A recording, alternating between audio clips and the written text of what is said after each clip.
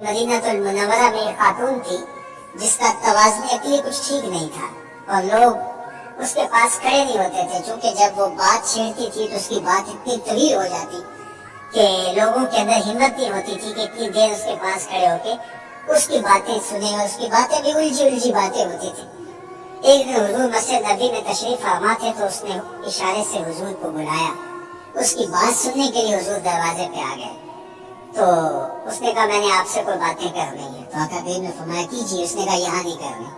कहाँ करनी है? कहा बाहर आइए, मैं वहाँ आपसे कोई बात करनी। कड़कती धूप, चल चलाता हुआ अरब का मौसम, और उसने आका करीम को धूप में खड़ा कर लिया और अपनी गुफ्तगू जिस तरह की भी उसकी थी सुनाने लगी। और हुजूर पूरी तवज्जो से इन्हिमाक से उसकी गुफ्तगू सुन रहे हैं, और वो है कि उसकी गुफ्तगू खत्म ही नहीं हो रही। अल्लाह अकबर। वैसे तो सुनने के लिए हुजूर मिल जाए तो फिर कौन गुफ्तगू मुख्तसर करेगा। वो क्या किसी ने कहा था ना, इसी शौक में की हैं तुझसे हजार बातें, तेरा हुस्न तेरे हुस्न बयां तक देखो। अल्लाह अकबर। तो वो हुजूर से बातें किए जा रही है, हुजूर उसकी बातें कान लगा के सुन रहे। सहाबा को गुस्सा बड़ा आ रहा उस औरत पे, लेकिन कह कुछ नहीं सकते कि हुजूर खुद इन्हिमाक से सुन रहे। काफी देर जब अपनी सारी बातें जो उसके दिल में थी सुना करके वापस जाने लगी तो गालिबन हजरत उमर ने कहा कि हुजूर इसका तवाज़ुन अक़ली ठीक नहीं, पूरा मदीना जानता है, लोग इसको देख के रास्ता बदल लेते हैं।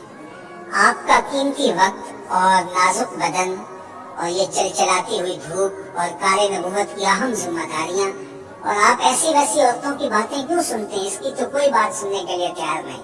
तो आका करीम ने फरमाया उमर पूरे मदीने में इसकी कोई नहीं सुनता, मैं भी ना सुनूं। और फिर उसको बुला के कहा बुढ़िया जब दुख ज्यादा हो जाए जहां मर्जी मोहम्मद को खड़ा करके अपनी बातें सुना लिया कर। ये है मेरे हुजूर अलैहिस्सलाम की सीरत। तो छोटी छोटी चीजों से किसी की दिलजुई होती है। अब उस औरत की सारी बातें हुजूर सुन रहे हैं और उसकी बातें उलझी उलझी हैं।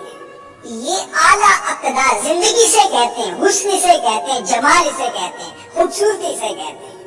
आप और मैं किसको खूबसूरती कहते हैं? इन चीजों का नाम सीरत है, इन चीजों का नाम किरदार है। लोगों की दिलजोई करना, शिकस्ता दिलों को जोड़ना, लोगों की जरूरियात का ख्याल रखना, किसी का दुखड़ा सुन लेना।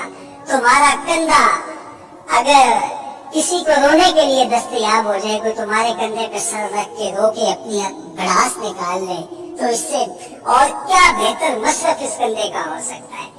लेकिन तुम न किसी का दर्द सुन सको, न किसी के पास बैठ सको, हर वक्त नशे के अंदर घूमते रहो। ये जिंदगी नहीं है। जिंदगी खुद गर्जी का नाम नहीं है, जिंदगी औरों के लिए जीने का